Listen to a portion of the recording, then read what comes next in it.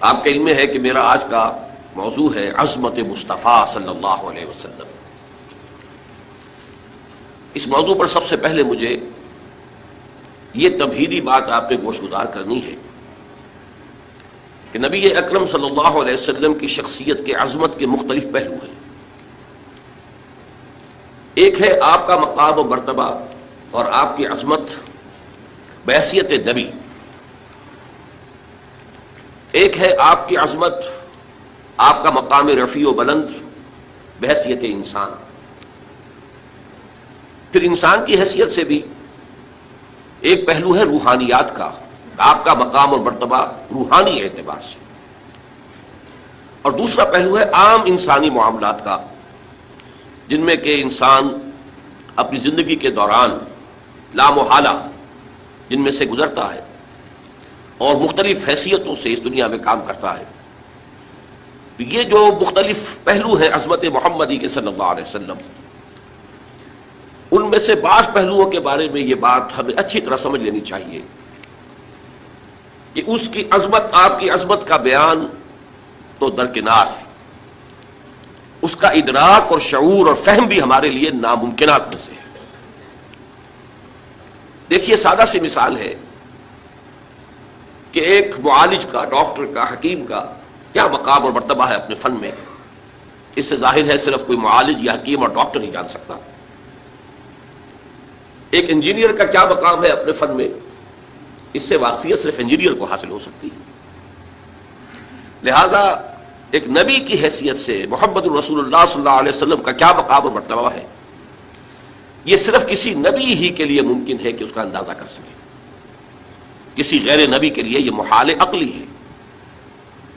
مزید برآں کسی بھی انسان کا کسی فن میں کیا مقام ہے، اس کا جو ایگزیکٹ تعین ہے، وہ وہی شخص کر سکتا ہے جو اس فن میں اس سے بالا تر ہو۔ اس لیے کہ نیچے جو ہوگا وہ تو صرف دیکھے گا اوپر کی طرف، اس کے لیے یہ ممکن نہیں ہے کہ اپنے سے بلندتر مقام کے حامل شخص کا اصل مقام اور مرتبہ معین کر سکے۔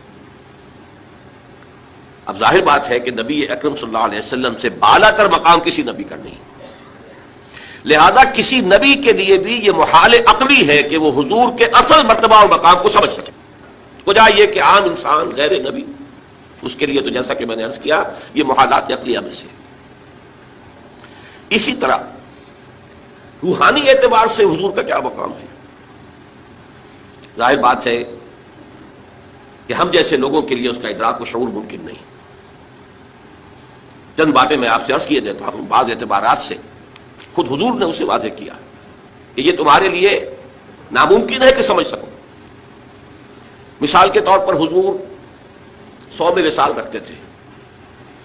صوم وصال اسے کہتے ہیں کہ آج روزہ رکھا اور شام کو اسے افطار نہیں کیا، وہی روزہ رات سے گزر کر پھر اگلے دن تک چلا اور اگلے دن شام کو افطار ہوا، تو یہ 2 دن کا صوم وصال ہے۔ اگر یہی بات آگے ایک اور دن چلے گی تو 3 یوم کا صوم وصال ہو جائے گا۔ نبی اکرم صلی اللہ علیہ وسلم یہ صوم وصال رکھتے تھے، لیکن اپنے ساتھیوں کو، صحابہ کو، یعنی نوٹ کیجئے ہمارے لیے تو کیا سوال پیدا ہوتا ہے، صحابہ کو بھی روکتے تھے۔ جس پر کسی صحابی نے سوال کر لیا تو آپ نے فرمایا صلی اللہ علیہ وسلم، ایکم مثلی، تم میں سے کون ہے جو میرے مانند ہو؟ ابھی تو عند ربی، میں تو اپنے رب کے پاس رات گزارتا ہوں، وہ یطعمنی و یسقینی، وہ مجھے کھلاتا ہے اور پلاتا ہے۔ اب بتائیے ہم میں سے کس کے لیے ممکن ہے کہ تصور کر سکے کہ یہ شب بصری جو اللہ کے ہاں ہوتی تھی اس کی نوعیت کیا تھی، اس کی کیفیت کیا تھی، وہ کھلانا اور پلانا کس نوعیت کا تھا جو اللہ تعالیٰ محمد رسول اللہ صلی اللہ علیہ وسلم کے ساتھ معاملہ کرتا تھا۔ معلوم ہوا کہ یہ چیز بھی ہمارے دائرے سے خارج ہے۔ اچھا، میں تو اپنی بات کر رہا ہوں، میں سمجھتا ہوں کہ بڑے سے بڑے صوفی اور بڑے سے بڑے ولی اللہ کے لیے بھی ممکن نہیں ہے کہ حضور کے روحانی مقام کا پورا ادراک کر سکے۔ ان دونوں پہلوؤں سے جب ہماری عقلیں اور ہمارا فہم و شعور اور ادراک عاجز ہے تو اس کا مفہوم یہ ہوا کہ اس کو بیان کرنے کی کوشش کرنا بہت بڑی خطا، بہت بڑی غلطی ہے۔ یہ بڑی خطا اس اعتبار سے نوٹ کیجیے، سادہ سی مثال سے بات سمجھ میں آ جائے گی۔ ایک لطیفہ ہے، کسی دیہاتی کی کوئی مشکل تھی جسے کسی ایک شہری بابو نے، شہری شخص نے حل کر دیا، اور وہ شخص جو تھا شہری، وہ ڈپٹی کمشنر تھا، لیکن اس دیہاتی نے اس سے دعا دی خدا تجھے پٹواری بنائے، اس لیے کہ اس دیہاتی کے لیے سب سے بڑا عہدہ، سب سے زیادہ صاحب اختیار ہستی پٹواری کی تھی۔